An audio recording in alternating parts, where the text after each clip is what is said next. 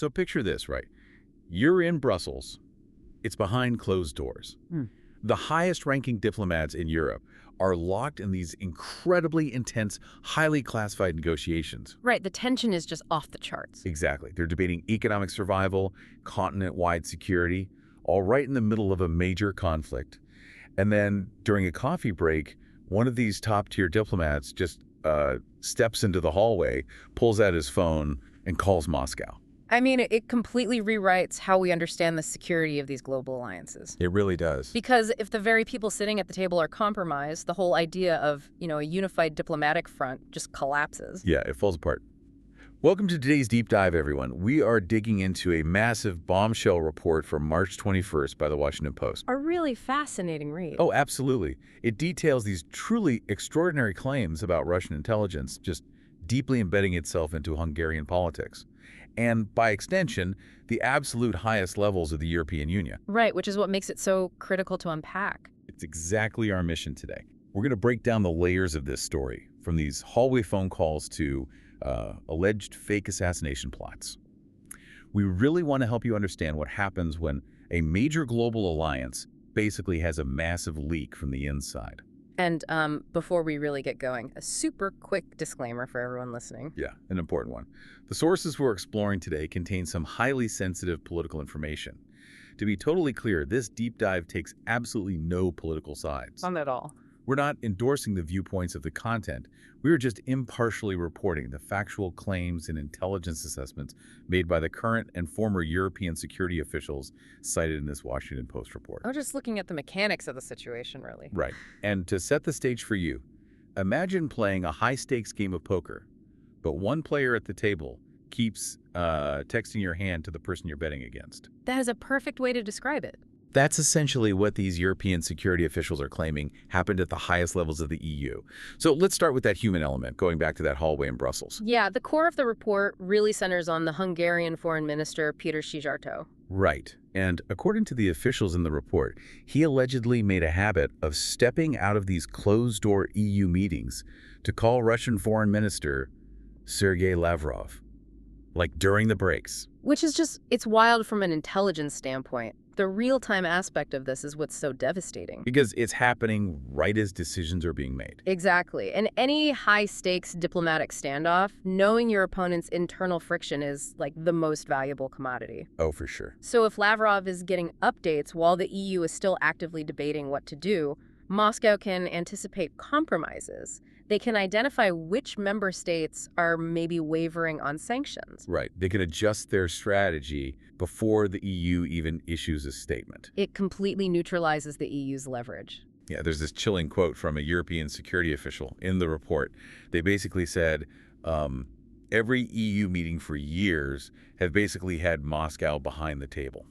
Wow. Yeah, that really paints a picture. And it's not just phone calls, right? The report put some hard numbers on this.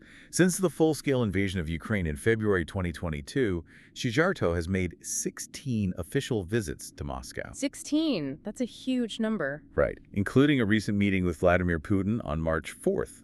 Now, Szijjártó hasn't commented on these specific findings, but 16 visits during a major war is a glaring anomaly. I mean, the rest of the EU has systematically cut diplomatic and economic ties with Russia. So to be actively visiting that much? Yeah, it signals to Moscow that the EU is fractured.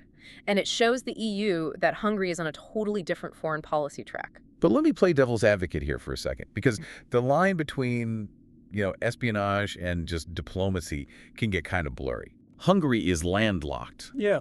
They depend heavily on Russian energy. Yeah. So if he's making 16 official visits and openly calling his counterpart during breaks, is this even espionage in the traditional sense? Mm-hmm.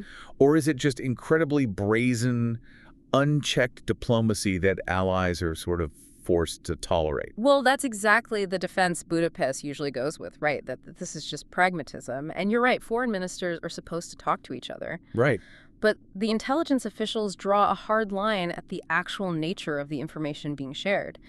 Sharing internal EU strategies during a coffee break isn't just negotiating a gas contract. It's giving them a playbook. Exactly. It's providing actionable intelligence to an adversary. But, while those phone calls represent voluntary information sharing, the report says Russia had another way in, a totally silent way. The digital element. Right, a back door that didn't even require anyone to pick up a phone. Let's unpack that, because this isn't just a new issue. According to the Post, and this was actually originally reported by the Hungarian outlet Direct36 back in 2022. Yeah, great reporting by them. Yeah, really solid. They reported that Russian hackers penetrated Hungary's foreign ministry computer networks. We're talking about the GRU and the FSB. Two very heavy hitters in Russian intelligence, and the access dates all the way back to 2013. 2013, that's almost a decade before the 2022 invasion. Exactly. And they were accessing classified NATO and EU documents that were being transmitted via Hungary's encrypted external protected network. Which sounds super secure, but clearly wasn't. But here is the part that is just staggering to me. Former intelligence officials claim the Orban government actually knew about this compromise. Yeah, they knew. But they were slow to act. And critically, they failed to inform their allies. To put this in perspective for anyone listening, it's like finding out someone left the front door of your shared apartment wide open for a burglar. Oh, that's a great analogy. Right. Like they knew the burglar was coming in, but they just didn't bother to warn you that your valuables were also in the house. That is exactly how Allied intelligence views this. It just destroys the foundational trust of an alliance. So, if Russia has had this incredible level of access, both human and digital, what happens when the government that allows all of this is suddenly, politically threatened? Well, they attempt to shape the election, which brings us to the political context of all this. Right, because Hungary actually has parliamentary elections coming up on April 12th. They do, and Prime Minister Viktor Orban, who has been in power for 15 years, is currently trailing in the polls. Trailing opposition leader Peter Magyar of the TISA party. Exactly. And the prospect of Orban losing power is a massive threat to Moscow's intelligence access, which leads to the most shocking detail from the source. Oh man, this part is it's unbelievable. Russia's Foreign Intelligence Service, the SVR, allegedly proposed staging a fake assassination attempt against Orban. A fake assassination plot. It sounds like a discarded Hollywood script. It really does. But this comes from an internal SVR document that was actually authenticated by a European intelligence agency. We should mention here, the Kremlin has entirely dismissed the Post's report.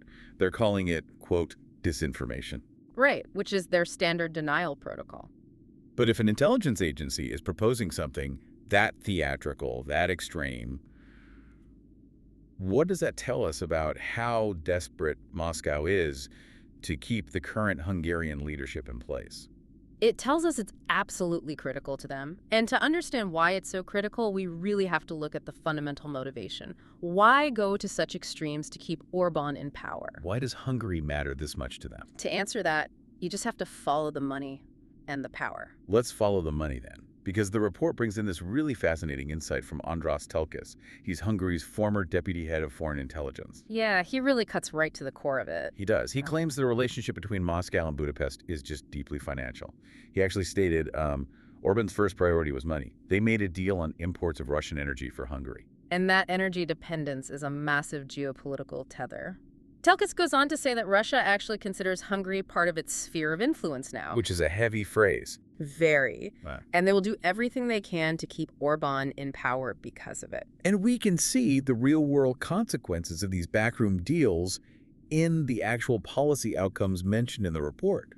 Because Hungary's government has repeatedly blocked EU sanctions against Russia. Over and over again. And they even vetoed a massive 90 billion euro loan package for Ukraine. 90 billion, halted by one member state. For anyone listening right now who wonders why things like, international energy policy even matter, this is the ultimate aha moment. Oh, absolutely. A deal over energy imports can apparently become the lever that moves a country's entire foreign policy.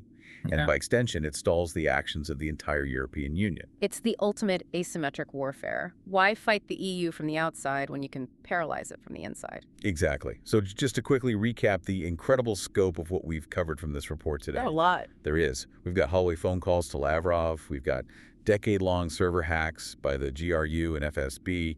We've got an upcoming election with an incumbent trailing in the polls. And, of course, the SVR allegedly proposing a fake assassination plot to sway that election. Right. Not to mention the 90 billion euro vetoes stemming from deep financial and energy ties. It's a massive tangled web. It really is. And I want to remind everyone one last time, this deep dive was an exploration of the explosive claims made in this Washington Post report. We're just looking at the allegations surrounding modern geopolitical alliances, not taking any political sides. Just reporting what the security officials are claiming, but, I think it leaves us with a really lingering question to mull over. What's that? Well, when we think of cybersecurity, we usually think of firewalls and encryption, right? Software, hackers in basements. Exactly. But if one nation's closed-door meetings and secure networks are allegedly compromised by the very people elected to protect them, how do consensus-based alliances like the EU or NATO actually function long-term? That is the big question. Because you can write a patch for a software vulnerability, but how do you patch a human one? Wow. Yeah, how do you patch a human vulnerability? That's something to think about. Well, thank you all for joining us for this deep dive. Stay curious, keep questioning the information around you, and we'll catch you next time.